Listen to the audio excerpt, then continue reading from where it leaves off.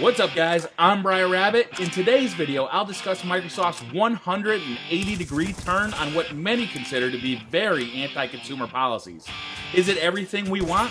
Maybe not. Let's go.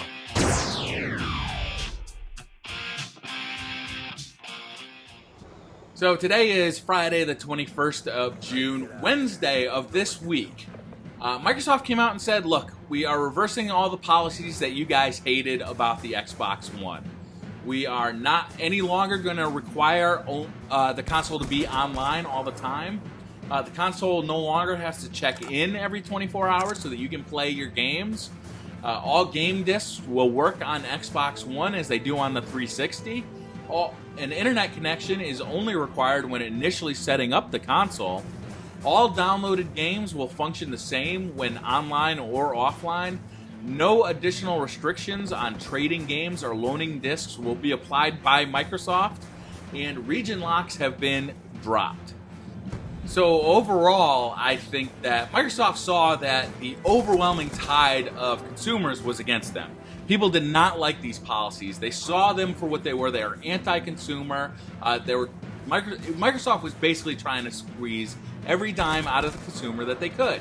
And while some of these policies really could have made the Xbox something, cool in the future, Microsoft couldn't explain that in a rational way. They just could not get that message out there. I think one of the biggest problems Microsoft has is they were trying to release information like little bits to just kind of keep everybody strung along so that they could hold on to our attention for as long a period of time as they could for the build up to the release of the console. I think this really malfunctioned for them.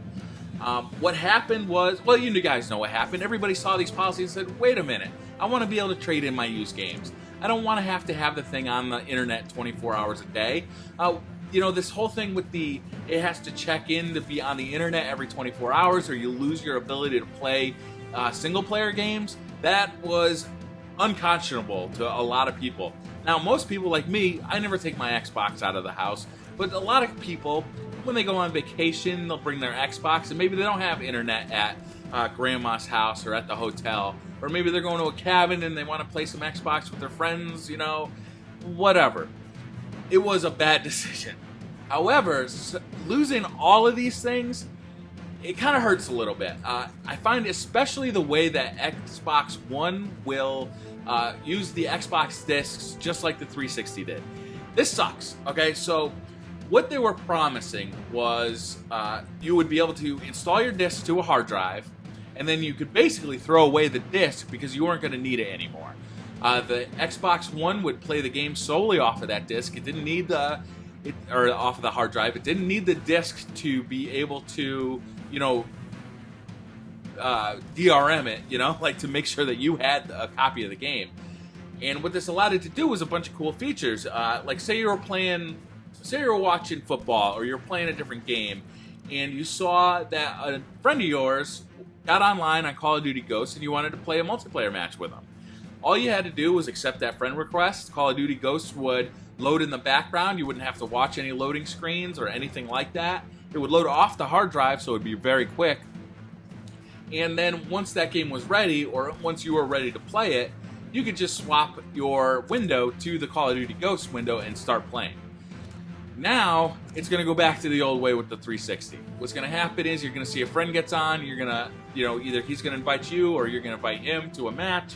You're going to have to get up off the couch, put the disc into the disc tray, start up Call of Duty, go through the loading screens, and start a multiplayer match from inside Call of Duty.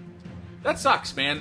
That was a really cool feature that I thought I would be really excited about. So when I bought a game, I could throw it in one time, install it, never have to see that disc again. Hopefully this will still be a feature if you download the game from their online service, from Xbox Live. But there's a lot of games that I'm still going to buy a retail copy for. Like, recently I bought BioShock Infinite. I wanted to buy the premium edition for BioShock Infinite because I wanted the, cool little art book and the little action figure. I thought the limited edition stuff was cool. I do that for a lot of the COD games, the Call of Duty games. Is I'll buy the premium edition, so I get the, the extra weapon camo or whatever. Now, are those premium editions going to be available? Maybe, maybe not. I guess on the other hand, if those premium editions went away, then everybody gets all this stuff, or maybe this stuff doesn't exist at all. Who really knows in the future? But I liked being able to go to a retail store to get stuff. I do also like downloading stuff, so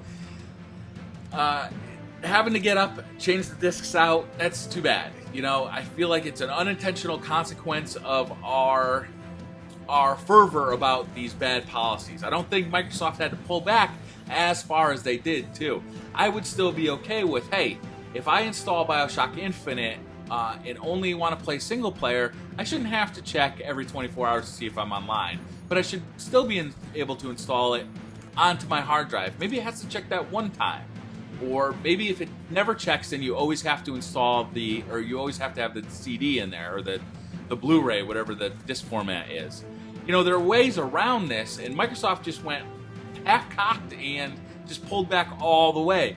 And I feel like that was the wrong move. I feel like a slower, more thought-out approach to this would have been a much better move for Microsoft. They could have still had these futuristic features and still made consumers happy. Now, I don't know. It might be too late for Microsoft at launch.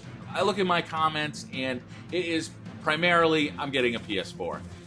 And you know what? That decision makes a lot of sense to me. The PS4 is $100 cheaper. They didn't come out and just piss off every gamer on the planet. But at the same time, I'm going to miss some of these policies. I'm going to miss being able to put a disc in one time and then throw it away. You know, not that I would throw it away, but I'm going to miss not having to put it in the Xbox every time I want to play it.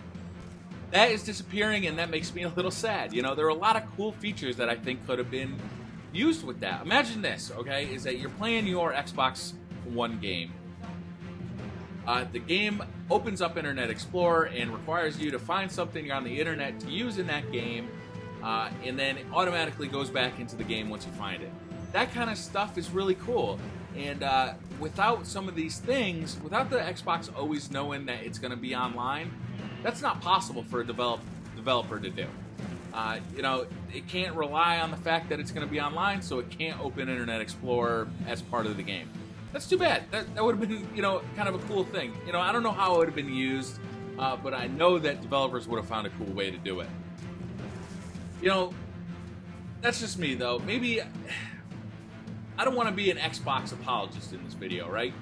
But the goal of this video is to say, hey, we didn't really get everything we wanted. What we wanted was Xbox to not require us to be online and not require us to put in game discs, but we also didn't want to lose our ability to play our single-player games when it's not online, and to lose our ability to trade in and sell our used games.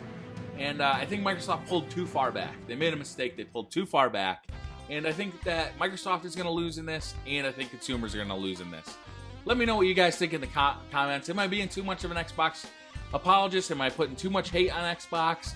Hit that like button. You know it helps me out. If you're new to the channel, hit that subscribe button up on the screen right now, or a couple videos you might have missed. Check them out. I hope you like them. And I'll see you guys in the next video. Bye.